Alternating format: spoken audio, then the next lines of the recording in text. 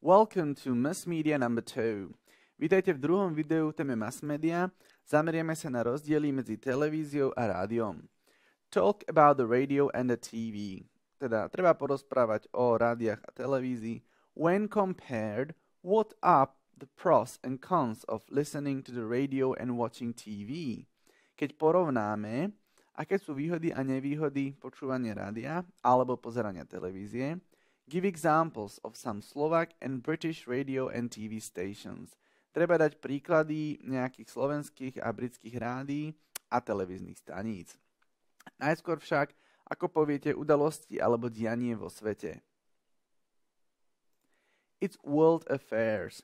So when you watch the news, they usually give you the world affairs. Ďalej to bude publikum. It's the audience. Publikum v najširšom zmysle slova. Môže to byť audience in a theater, in a cinema, audience in a sports event, alebo hoci kde sa čokoľvek deje. A napokon násilie. Violence. So, home violence, violence against women a tak podobne. Veľmi častým slovkom je práve slovko violence, ak pozeráte správy. Médiá sú v podstate plné, alebo teda full of violence. A slovná zásoba, ktorá bude využitá priamo v odpovedi. Masses of people, teda masy ľudí, čiže veľa ľudí. Invent, vynájsť niečo. A mnoho žiakov si to pletie so slovíčkom invite, čo znamená pozvať. I invite you for my party, teda pozývam ťa na party, ale invent je iné. Thomas Alva Edison invented the bulb, teda vynašiel žiarovku, je teda rozdiel, keď poviem invent alebo invite. Soon znamená čoskoro. Appliance, zariadenie. Compared, porovnaný, to sme už videli aj v zadaní. A immediately znamená okamžite, teda hneď. Samozrejme uvidíme, ako to bude použité. To start with, it needs to be said that the radio is older than the TV. Teda na úvod dať dobre nejakú frázu, aby sme sa naštartovali.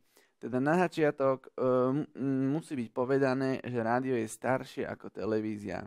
Ak by ste dali it has to be said, samozrejme, že by to bolo v poriadku. Je to trošičku ťažšia konštrukcia, ale ak chcete mať kladné hodnotenie na skúške, nemôžete hovoriť iba vety mama varí. When people didn't have TVs yet, the radio used to be the only mass medium that could reach masses of people in a very short period of time. Teda keď ľudia nemali ešte televízory, toto je, tu znamená práve to ešte, rádio zvyklo byť, alebo rádio bolo jediné v podstate masové médium, alebo taký komunikačný prostriedok, ktorý dokázal dosiahnuť masy ľudí, to znamená, že podať informácie širokým masám ľudí, a in a very short period of time, teda v krátkom čase. However, teda avšak dám nejaký protiargument, nejakú nevýhodu. It couldn't provide people with visual images of what was happening. Teda toto it odkazuje na to rádio a rádio nedokázalo ponúknuť ľuďom obrazové správy alebo obrázky z toho, čo sa dialo. Teda obrazové pokrytie tam chýbalo. Consequently, teda následne, alebo potom, alebo v podstate dôsledku, the TV was invented and soon one or even more TVs became a common house appliance. Teda v dôsledku toho, že tam bol v podstate ako keby taká požiadavka, že dobre, počujeme, ale nevidíme, chceme niečo, kde budeme vidieť, tak televízor bol vynájdený, teda TV was invented a čoskoro jeden alebo aj viacero televízorov tak stali sa súčasťou alebo takou ako keby bežným domácim zariadením. Čiže common house appliance. V podstate toto by mohol byť úvod. Teraz prechádzame na tú druhú časť, výhody a nevýhody. When compared, there are some differences between radios and TVs which make them unique in a certain way. Keď porovnáme, existujú rozdiely medzi rádiom a televíziou, ktoré ich robia typickými alebo takými charakteristickými určitým spôsobom. Teda sú určité ako keby features, nejaké črty, ktoré sú typické a dobré pre rádio a naopak aj pre TV. Listening to the radio has many advantages. Teda uvediem presne to, čo chcem ísť ďalej rozoberať. Počúvanie rádia má mnohé výhody. Firstly, a postavil som si tú štruktúru odpovede tak, aby som teraz mohol vymenovať niektoré výhody a tým pádom mám to tak jednoduchšie, nemusím špekulovať, ako tie vety naviažem, ale je jasné, o čom idem hovoriť. Môžem použiť firstly, secondly a tak ďalej. Firstly, it is very fast and the signal is broadcast immediately. Teda to it nám samozrejme odkazuje na rádio. Je to veľmi rýchle a signál je prenášaný okamžite. Teda to znamená, že hneď ako vysielajú nejaké informácie, dokážete ich príjmať. This means you immediately have the information which is transmitted. Teda len to ďalej vysvetlím, presne čo som teraz povedal. Znamená to, že okamžite máte tú informáciu, ktorá je prenášaná tými vlnami. Teda this is the first advantage. It's very fast. Let's have a look at what you have just learned. Rádio nemohlo poskytnúť ľuďom obrazové pokrytie toho, čo sa dialo. The radio couldn't provide people with visual images of what was happening. Keby poviem visual coverage of what was happening, teda doslova by som tam dal slovíčko pokrytie, samozrejme by to bolo správne, aj táto verzia je správna. Nemohlo minulý čas, preto couldn't provide people with. Pozor, provide veľmi často sa používa práve s predložkou with. Number 2. Keď počúvaš rádio, okamžite vieš, čo sa vo svete deje. When you listen to the radio, you immediately know what is happening in the world. Teda, myslím, že je to jasné, v podstate ako keby nultá podmienka. When you listen to the radio, you immediately know. Teda hneď už človek vie, čo sa deje vo svete. Let's move on. A crucial znamená základný, úplne nevyhnutný. Useful, užitočný. Toto slovičko asi poznáte, len mnoho žiakov tam píše dve L. Píšu, že useful L. A to nie je správne. Čáčov, hitparáda, conditions, nejaké podmienky, stormy znamená búrkový a poor quality, slabá kvalita, či už signálu alebo čohokoľvek. So let's have a look at other advantages of the radio. Secondly, when you listen to the radio, you do not have to look at it and you can do other activities unlike when watching TV. Teda, po druhé, keď počúvate rádio, nemusíte sa pozerať na to rádio priamo a môžete robiť iné aktivity. A toto unlike znamená, že ako to nie je v prípade, keď pozeráte televíziu. Lebo keď pozeráte televíziu, musíte sa teda pozerať na screen, na obrazovku. Unlike je dobré, za toto budete mať nejaké plusové body na skúške. This is by far one of the crucial advantages over the TV. Teda tento argument, že keď počúvate rádio, môžete robiť čosi iné a nemusíte sa pozerať na obrazovku, toto je ako keby zväčša, alebo toto je v podstate, keď sa to tak zváži pre a proti, jeden z tých hlavných alebo základných, alebo jedna z tých základných výhod oproti televízii. Last but not least, veľmi dobrá fráza, znamená to ako niečo také, že v neposlednom rade. There are a number of different radio stations and that means you can actually choose what you wish to listen to, which makes it even more useful for you. Teda v neposlednom rade existuje veľký počet rôznych rádiových staníc a to znamená, že si vlastne môžete, toto actually znamená vlastne, môžete si vybrať, čo chcete počúvať a which makes it even more useful for you. Teda a ten výber môže spraviť počúvanie rádia ešte oveľa užitočnejšie pre vás, lebo si vyberiete to, čo naozaj potrebujete, alebo to, kde sa niečo nové naučíte. For example, if you are interested in the news from the world of music, you listen to some chart shows, or if you want to relax while listening to classical music, you can do that too. Teda dám tam príklady na to, čo som povedal pred chvíľočkou. Napríklad, ak vás zaujímajú správy z celého sveta alebo zo sveta hudby, you can listen to chart shows, teda môžete si pustiť hitparádu a ak chcete iba relaxovať a počúvať nejakú klasickú hudbu, You can do that too. Teda áno, môžete robiť aj to. Teda rádio je v podstate široká škála možností. On the other hand, na druhej strane, len pozor, nemôžem povedať on the other side, ale on the other hand, there are some disadvantages as well. Teda existujú aj nejaké nevýhody, keď počúvate rádio. For example, when the weather conditions are bad, such as stormy weather, the quality of the signal can be so poor that it's actually impossible to listen to the radio. Nejaká výhoda, keď počúvame rádio, napríklad, keď sú podmienky poveternostné zlé, alebo keď je počasie zlé, napríklad keď je búrka vonku, kvalita signálu môže byť tak nízka, alebo tak slabá, že je vlastne nemožné počúvať rádio. Furthermore, teda ďalšia ešte nejaká nevýhoda, the radio can't provide visual images of what's happening. Teda rádio nedokáže poskytnúť tieto vizuálne obrázky alebo vlastne vizuálny prejav toho, čo sa deje vo svete. Znamená to, že nevidíte nič, iba počujete. Dobrá fráza furthermore, keď chcem ešte pridať nejaký argument navyše. A poďme sa pozrieť, čo ste sa naučili v tejto časti. Keď počúvate rádio, môžete robiť aj iné aktivity. When you listen to the radio, you can do other activities. Myslím, že to je jasné a to je značná výhoda práve rádia. Number 4. Keď je búrkové počasie, signál má zlú kvalitu. When the weather is stormy, the signal is of poor quality. Stormy, búrkový, jasné a tuto si treba všimnúť aj tú predložku. The signal is of poor quality.